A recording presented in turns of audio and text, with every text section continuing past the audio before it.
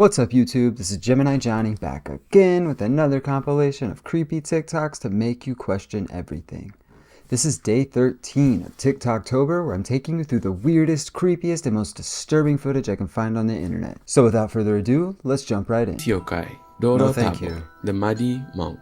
Doro Tabo are spirits of old men who toil hard on their rice fields. They appear as one-eyed with 3 fingernails rising up from the mud at night. The Doro Tabo are spirits of vengeance and rage. They roam the overgrown fields calling out in a mournful, "Give me back my rice field." The Doro Tabo continue haunting until the wasteful owners change their ways or give and flee. This girl was found frozen in ice after 6 hours, but what happened next shocked everyone and left doctors speechless. Jean Hillard was driving home during a blizzard in Minnesota when her car skidded into a ditch. Her friend lived nearby, so she started walking. It was negative 30 degrees Fahrenheit outside and the wind was blowing into her face. She reached her friend's driveway but just couldn't go any further, and just 15 feet from his door she collapsed on the ground. She was in the snow for 6 hours and turned into a human icicle. Her friend came out and saw her like this, frozen and ghost-like. At the hospital, she was so frozen doctors couldn't even open her mouth to put a thermometer. Her skin was so hard that a needle broke when they tried to put it in her. The doctors then decided to put warm packs of water around her body. And in just 6 hours with no amputations and no brain damage, she was conscious and speaking with her family. Creepy facts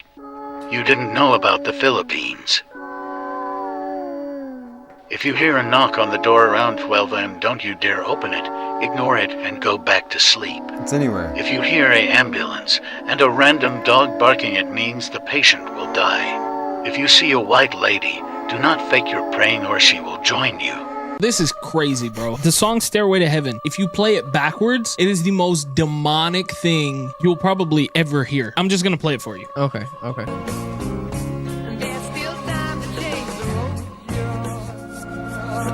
This is it backwards.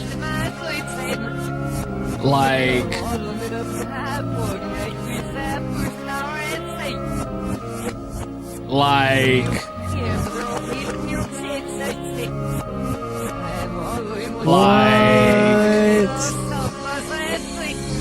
When people said stuff like that, it was just because those were older parents back in the 80s or whenever these songs came out, and they were like, it's the devil music, you can't listen to it.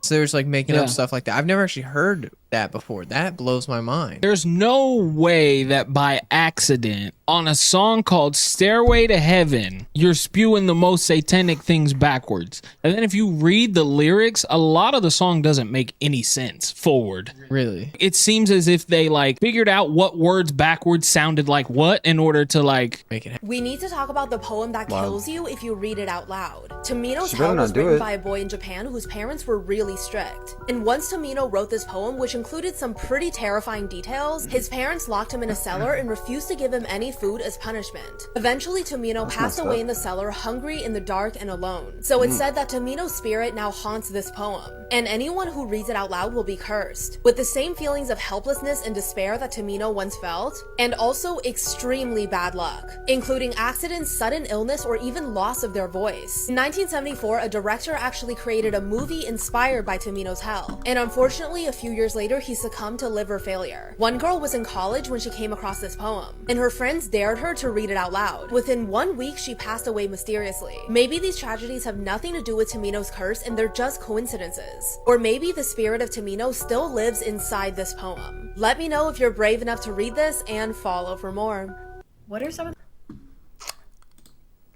If anyone decides that they want to go read that poem, I didn't read a single word of it. I looked away from the screen because I don't... Look, if you decide to read that poem out loud and you want to do that, just do me a favor. Just all I ask. It's not a like. It's not a subscribe. It's funny. All I ask is that you screenshot that from a couple seconds ago and close my video. Leave me out of it, alright? That's all I ask for. Thanks. some of the craziest things that have happened to people while they've been hypnotized? I'm going to share with you some of the wildest stories I've found. And if you like stories like this, I think you'll like my podcast.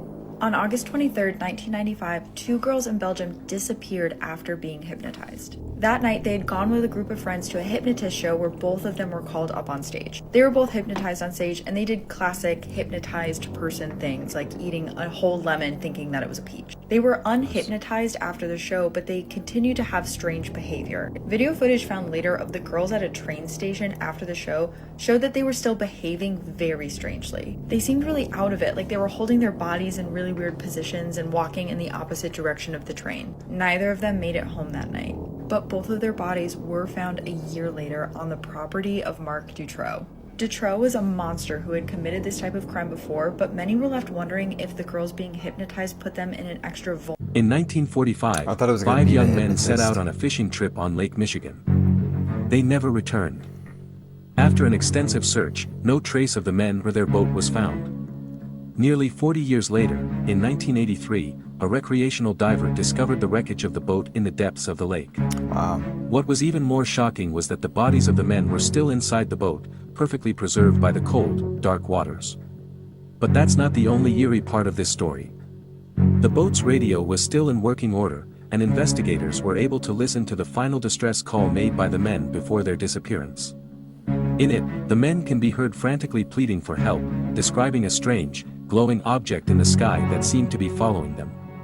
The cause of the men's deaths and the mysterious object in the sky remains unknown, but the chilling recording of their final moments has left many wondering what really happened that fateful day on Lake Michigan. This is the true story of a mummy found on a ghost ship. 2 fishermen off the coast in the Philippines noticed something very, very strange. They came across a yacht that was half submerged in water and quickly ran over to check what was going on. But as they got there, they had no idea that it was about to get even stranger. The body of a mummified man was slumped over a desk as though he was about to make a mayday call. Manfred was a German explorer who was last seen off the coast of Spain in 2009. When they found his body, they assumed he must have been dead for years. Authorities quickly came in to investigate to try to determine the cause of death. They found that no foul play had occurred, and he'd actually died, unfortunately, of a heart attack. But it still gets freakier from there. His body was perfectly mummified, so even though they assumed he must have been dead for at least the 7 years that he was drifting off at sea, he'd only been dead for 7 days. It was the hot weather, intense winds, and salty air that actually mummified his body so quickly. He was found with photos of him and his wife, as well as a note to his wife. And the note in itself was also pretty creepy. The note read, 30 years we've been together on the same path. Then, the power of the demons was stronger than the will to live. You are gone, may your soul find its peace. You are Manfred. As far as we know, those very well may have been Manfred's last words. They recovered the mummified body, but so far, nobody has come to claim it. So, authorities are left baffled, astounded, and without very many more answers from there. But this story might definitely make you rethink sailing out into the ocean on your own. Hey guys, my name's Bella. If you like these kind of stories, hit that plus button for more. I do spooky and mysterious stories, and if you enjoyed this one, then please check out my YouTube channel or my podcast. I have videos and audio of much longer stories. Until I see you guys next video. Plastic surgery gone too far. Sarah Tabar wanted to look like Angelina Jolie. And now looks like this. Henry Rodriguez wanted to look like Red Skull. Why? And now looks like this. I ordered a baby from the dark web. This is what was delivered. This isn't a baby, it's a silver thing. Let's open it. This is a pregnancy test. It smells strange. It's positive. What am I supposed to do now? A creepy used preg test. I'm your of the scariest lockdown photos I have ever seen in my life. On April 16th, 2010, in Newcastle High School, they went into a lockdown procedure. Somebody comes over the intercom and they say that there are reports of a dangerous individual who's inside the school. When this happens, Angela Germain just stays in place. She stays in the girls' bathroom and she ends up sending this blurry photo to her friend Kelly. And she's like, I've got to stay in here, oh my god. What she didn't realize was that when she sent that picture, in the dimmed emergency lights of that bathroom, she had captured the intruder who was hiding behind the end stall. But by the time her friend even notices the face and tells teachers and police and they get to the bathroom, Angela was found stabbed more than 15 times, having later succumbed to those injuries. Because of Angela's final photo and 2 other witnesses in the school, they do make a composite sketch, but they would never find this person. The only thing that we have left is the Did Nikola Tesla really know the secret behind the pyramids? According to Tesla, the pyramids were more than just ancient tombs or architectural marvels. He believed that they held a hidden power, a mysterious energy source waiting to be unlocked. Tesla speculated that the pyramids were designed to harness and transmit wireless energy, tapping into the Earth's natural electromagnetic field. In his view, these majestic structures acted as gigantic power plants, capable of transmitting energy across vast distances. Imagine a world where electricity flowed freely, wirelessly, without the need for cumbersome cables or grids. Tesla envisioned a future where the pyramid's technology could be harnessed, revolutionizing the way we power our world.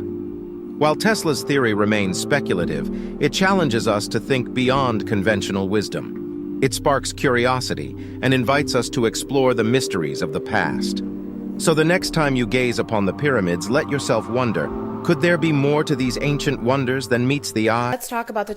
I absolutely believe that. Yeah, definitely. I've heard that theory before. Probably Tesla's theory, actually. But, yeah, I think the pyramids... There's a documentary, I think it's on Netflix. I don't know.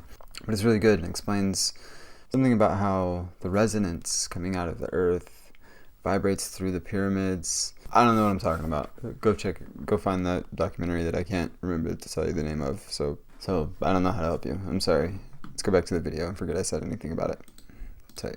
Let's talk about this picture. This is why if I ever have kids, I'll never let them use the bathroom alone. A 7-year-old girl and her mom were headed to Target, and she was getting some clothes for school. Her mom also wanted to grab some snacks for movie night. So while her mom went to go grab popcorn and other snacks, she told her daughter to go pick out clothes for school. When her daughter finally finished and picked out the clothes, she went up to her mom and said something strange happened. A sad pale lady had came up to her, telling her that she wished she could have her own daughter that looked just like her. The mom, who thought the daughter was just joking around, laughed it off and said, "Let's go." While heading to the register, the daughter shook her mom and said, "That's the lady who told me she wanted a daughter just like me," pointing at a mannequin. The mom laughed, thinking the daughter was still being silly. You know how kids have wild imaginations, always playing around. While at the register, the daughter had to go to the bathroom, so the mom told her to hurry up. It was only a couple aisles down, by the way. While in the bathroom, the daughter texted the mom saying the pale lady's in here who wanted a daughter. The mom, trying to get in a rush back home to her other kids, said, "Hurry up, we have to go. Stop playing around." 10 minutes later, and the daughter never came out. The mother, who was waiting outside the bathroom at this time, rushes in the bathroom to see what the heck is going on. The daughter was nowhere to be found. She even checked the stalls to see if her daughter was hiding, standing on a toilet or something. On one of the stalls, she found her daughter's cell phone on the floor. By the way, if you made it this far in the video, comment down below your favorite fruit. Mine is mangoes. When she checked her phone, this was the last image found in it. Police still to this day have no explanation on what happened to that little girl. Washing dishes with Ted Bundy.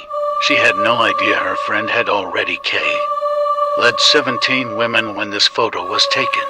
Let's enhance it with sharp AI. Many believe the only reason she was safe was because she was blonde, and Ted Bundy targeted brunettes, as they reminded him of his ex-girlfriend. He reportedly thought about Murphy or 24/7s, so even at a birthday party with a smile on his face, are his eyes revealing... This is why you don't want to go out in the woods alone at night.